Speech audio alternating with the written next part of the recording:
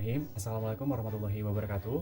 Perkenalkan, nama saya Muhammad Jihad dengan NPM 241101073. Kami dari kelompok 3 akan mempresentasikan hasil diskusi kami terkait Pancasila sebagai dasar nilai pengemban ilmu. Angkat ilmu pengetahuan. Yang pertama, pengertian ilmu pengetahuan dan teknologi. A. Apa itu ilmu? Ilmu berasal dari bahasa Arab, alimah pengetahuan, dan bahasa Indonesia dikompilkan dengan istilah science. Bahasa Latinnya, seo atau sekali berarti pengetahuan, jadi ilmu adalah pengetahuan. Ilmu haruslah sistematis, dan berdasarkan metodologi, ia berusaha mencapai generalisasi. B. Pengetahuan.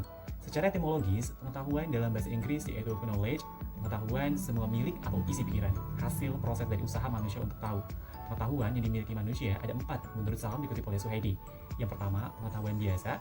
Yang kedua, ada pengetahuan ilmu. Yang ketiga, ada pengetahuan filsafat. Yang keempat, ada pengetahuan agama. C. Perbedaan ilmu dan pengetahuan. Pada dasarnya, pengetahuan berbeda dengan ilmu, terlihat dari sifat sistematis dan cara memperolehnya.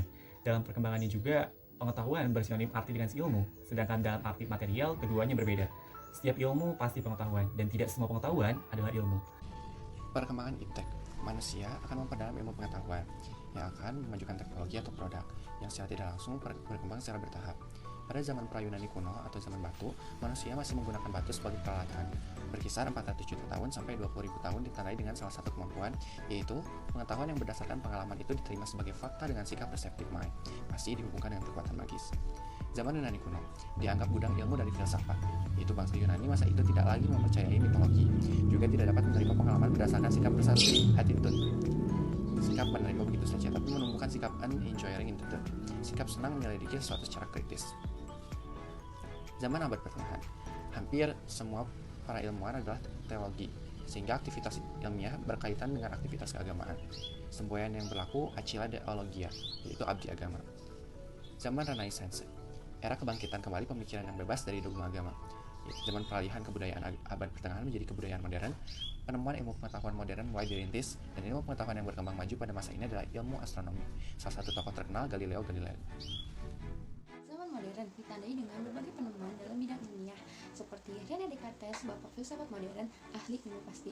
Penemuannya adalah sistem koordinat yang terdiri dari dua garis lurus, X dan Y dalam bidang datar. Lalu ada Isaac Newton dengan teori gravitasi, Charles Darwin dengan teori struggle for life atau perjuangan manusia, dan J.J. Thomson dengan teori elektronia. Selanjutnya, zaman kontemporer, abad 20 dan seterusnya. Fisikawan termasyhur abad 20 adalah Albert Einstein.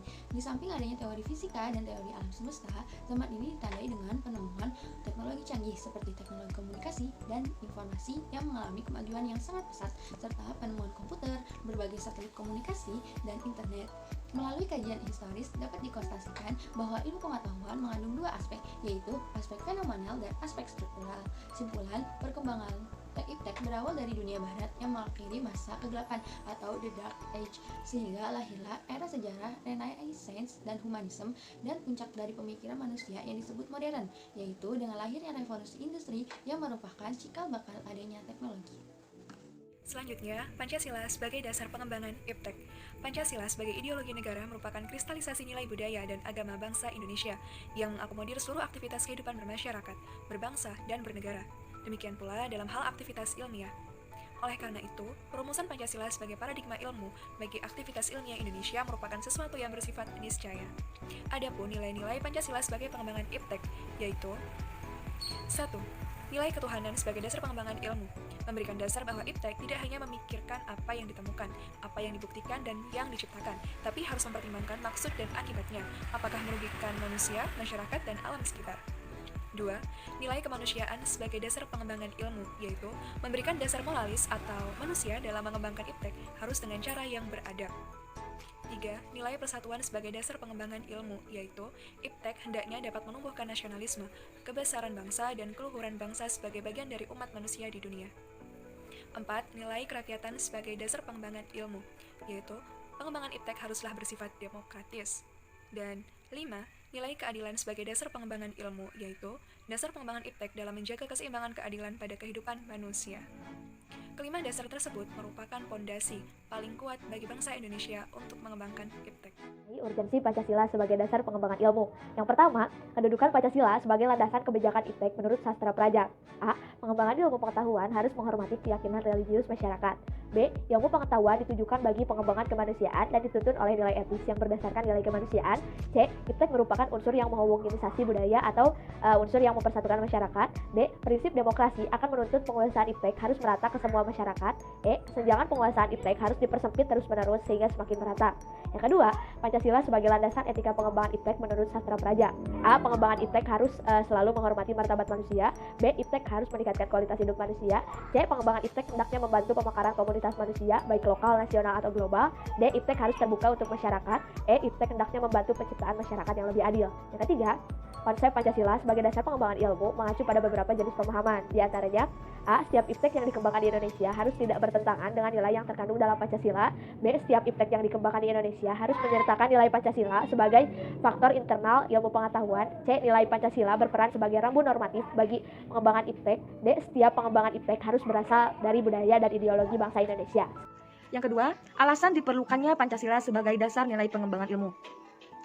Pentingnya Pancasila sebagai dasar pengembangan ilmu yang pertama, pluralitas nilai yang berkembang dalam kehidupan bangsa Indonesia seiring kemajuan iptek menimbulkan perubahan cara pikir manusia tentang kehidupan, sehingga membutuhkan renungan dan juga refleksi yang mendalam agar bangsa Indonesia tidak terjerumus pada penentuan keputusan nilai yang tidak sesuai dengan kepribadian bangsa.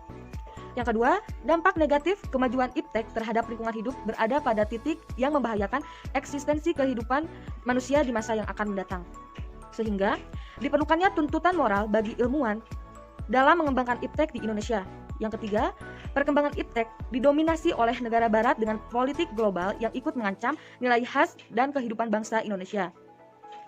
Sehingga diperlukannya orientasi yang jelas untuk menyaring dan menangkal pengaruh global yang tidak sesuai dengan nilai kepribadian bangsa. Yang keempat, alasan Pancasila dijadikan dasar pengembangan iptek. Yang pertama, kerusakan lingkungan yang ditimbulkan oleh iptek mengakibatkan generasi mendatang menerima resiko rawan bencana. Yang kedua, penggunaan benda-benda teknologi menggantikan peran nilai luhur. Selanjutnya, gaya hidup global menggantikan nilai kearifan lokal. Pengembangan iptek harus senantiasa berorientasi kepada Pancasila. Selanjutnya, yang ketiga, dinamika dan tantangan Pancasila sebagai landasan pengembangan iptek. Tantangan terhadap Pancasila sebagai dasar pengembangan iptek di Indonesia yang pertama karena kapitalisme, globalisasi, konsumerisme, dan pragmatisme. Kaitan Pancasila dengan ilmu kesehatan masyarakat, keberhasilan pembangunan termasuk pembangunan kesehatan di Indonesia sangat terkait ataupun tergantung dengan keberadaan paradigma nasional dalam kehidupan berbangsa dan bernegara. Paradigma nasional pada hakikatnya adalah pola sikap, pola pikir, dan pola tindak yang harus melekat dalam sanubari bangsa Indonesia, khususnya para pengambil kebijakan, termasuk pengambil kebijakan di bidang kesehatan. Paradigma nasional merupakan acuan untuk melihat apakah kondisi status kesehatan bangsa Indonesia sudah sesuai dengan tujuan nasional yang tercantum dalam pembukaan Undang-Undang Dasar 1945. Paradigma nasional adalah acuan dasar dalam melaksanakan upaya untuk mencapai tujuan nasional melalui pembangunan kesehatan. Paradigma nasional bangsa Indonesia adalah Pancasila, Undang-Undang Dasar 1945, wawasan Nusantara, dan ketahanan nasional. Maka dari itu diperlukan pengaplikasian keempat paradigma nasional yang salah satunya adalah Pancasila untuk mencapai keberhasilan pembangunan kesehatan guna mewujudkan tujuan nasional yang melakukan oleh tenaga kesehatan maupun masyarakat. Dalam hal ini, mahasiswa atau profesi ahli kesehatan masyarakat. 1. Mahasiswa kesehatan masyarakat atau profesi ahli kesehatan masyarakat harus percaya dan takwa kepada Tuhan Yang Maha Esa. Wujud kepercayaan dan ketakwaan tersebut adalah harus beragama tertentu yang diyakini atau memilih salah satu dari 5 agama sebagai kepercayaannya. Mahasiswa atau profesi ahli kesehatan masyarakat yang menganut agama tertentu dalam berperilaku atau bertindak harus sesuai dengan aturan, ketentuan hukum dan nilai agamanya, dalam artian tidak menyimpang dari ajaran agama tersebut serta harus menjalankan dan mengamalkan dalam kehidupan sehari-hari, termasuk dalam melakukan tugas sebagai mahasiswa atau profesi ahli kesehatan masyarakat. Ilmu kesehatan masyarakat juga tidak hanya memikirkan apa yang ditemukan dan apa yang diciptakan, tapi harus dipertimbangkan maksud dan akibatnya agar mempunyai nilai bermanfaatan. Contohnya TBM, PTM. Sila kedua, memberikan dasar moralitas pada mahasiswa atau profesi ahli kesehatan masyarakat, yaitu memberikan dasar bahwa dalam pelaksanaan tugas harus berdasarkan cara-cara yang beradab sesuai ketentuan yang juga tertulis dalam Kode Etik Profesi Kesehatan Masyarakat. Sila ketiga, dalam ilmu kesehatan masyarakat mempelajari dan mengatasi suatu permasalahan dalam masyarakat yang sifatnya multisektoral dan multidimensional membutuhkan berbagai disiplin ilmu dalam penyelesaiannya, sehingga dituntut untuk bisa membangun relasi dan kerjasama yang baik dengan berbagai bidang dan lapisan masyarakat. Dengan ini menjadi sarana untuk mempersatukan dan menjalin komunikasi yang baik dengan berbagai kalangan. Selanjutnya, saya akan memaparkan mengenai kaitan Pancasila dengan program studi kesehatan masyarakat. Dapat dilihat dari pengaplikasian sila keempat Pancasila dalam melaksanakan kegiatan yang berhubungan dengan kesehatan masyarakat, yaitu dengan adanya musyawarah dalam pembuatan program kesehatan untuk masyarakat, karena ruang lingkupnya yang multisektoral dan multidimensional. Yang kelima, adil dalam memberikan pelayanan kepada masyarakat sebagaimana yang tercantum pada Kode Etik Kesehatan Masyarakat Pasal 4 dan Pasal 8. Kesan, pesan, dan evaluasi terhadap pembelajaran Pancasila. Pengajaran yang diberikan sangat bermanfaat karena dapat menambah wawasan dan pengetahuan baik kosakata, istilah baru, nilai-nilai, dan pengalaman Pancasila yang tepat. Dalam pembelajaran daring yang telah dilaksanakan dosen maupun mahasiswa, dosen telah banyak melakukan pengembangan cara mengajar dengan menggunakan fasilitas atau media pembelajaran yang fleksibel dan mudah diakses, sehingga para mahasiswa dengan sangat mudah melakukan pembelajaran, serta penyampaian materi yang terbilang sangat asik dengan menyiapkan lelucon di tengah-tengah pembelajaran yang membuat mahasiswa tidak jenuh. Dengan melibatkan beberapa dosen lain ketika penyampaian atau pembahasan bahan ajar, membuat mahasiswa lebih diberkaya pengetahuannya. Selanjutnya, saya akan memberikan kesan selama pembelajaran Pancasila, dikarenakan adanya kelas virtual yang direkod sehingga memudahkan mahasiswa apabila ada materi atau pembahasan dalam kelas yang tidak teringat atau tidak tercatat.